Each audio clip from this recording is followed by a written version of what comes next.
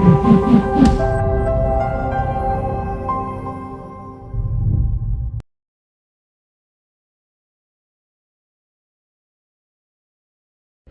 real estate nerds, this is Alex Yoder with Pro Tip Tuesday, my favorite day of the week. And today I want to talk about one of the top reasons that a property manager and a property owner relationship goes south. Now, I was going to do the top 3 reasons, but then I realized the video was getting super long. So I'm going to try to do these over the next couple weeks, or maybe space them out over the coming weeks. But let's start with sort of the number one reason that I see as a property manager why people are switching management companies. And keep in mind, I'm getting those calls pretty regularly saying I'm switching companies, and then I ask why, and they tell me, and gosh, 80% of the time, they say it's about communication.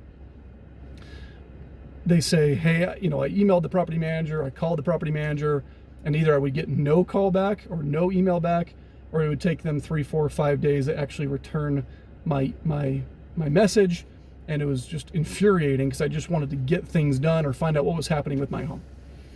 Or they just didn't tell me anything that they were doing. Property managers have a bad habit of just working and not telling the owner what's going on. So that's the number one reason, is communication. Now, what I can tell you, to you property owners, what I can tell you is what's happening behind the scenes, most likely, is that they are undercharging and are understaffed. And the only way that the company is able to make a profit is by being understaffed. That's the only way they can turn a profit. What you need to know when you are hiring a property manager is, on your list of questions that you should be asking, you should have how many doors per employee do you have as a company.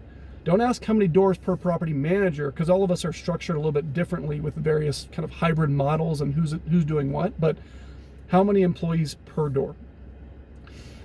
Based on what I've heard at conventions, property manager conventions nationally for like single family properties, is you see kind of on average in the United States, probably somewhere between, I think what I've heard is usually like 70 to 80 doors per employee. And frankly, I think that's too many, but 70 to 80 is pretty common. But some companies are running at 80 plus doors per employee. And man, that's tough. I'm telling you right now, behind the scenes, they are losing their minds. Why aren't they getting back with you?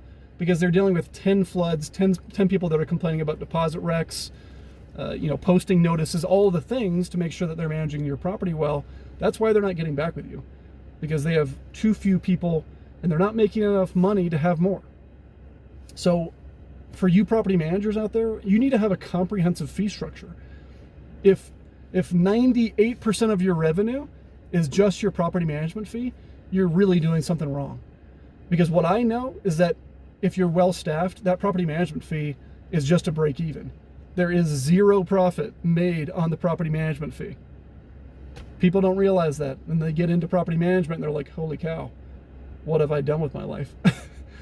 So you want to have a comprehensive fee structure. I'm not saying you're nickel and diming people. You're not gouging people, but you're not working for free. I'll give you one example. And again, this is a message to you property managers out there that are watching this video, but I'll give you one example.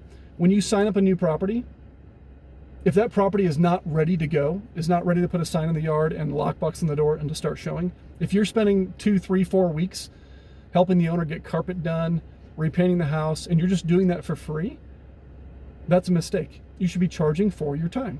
If they hired a general contractor or a project manager to do that for them, which they should be, they'd be paying that person to project manage that work. Why are you doing all of this stuff for free? And there are 10,000 things just like that property managers, for some reason, just volunteer to do for free. You need to have a comprehensive, well thought out fee structure, and you need to get paid for your time. I mean, you can have optional services. Hey, if I'm going to take on that project to get it ready to be rented, then I will charge for it. If you manage it yourself, or if you manage it through my general contractor, then you can sidestep that. I won't charge for anything, of course. You can just do it through them, and then we'll take it over when you're done. Those kinds of conversations need to happen on so many different things that you're doing to make sure that you have a profit. What's the point in being in business if you don't have a profit? And if you're not charging well, you can't be staffed well to provide a good service. And that, for you homeowners out there, is why they're probably not getting back with you as quickly as you'd like, because they're not charging enough. That's my tip for today. We'll see you next week.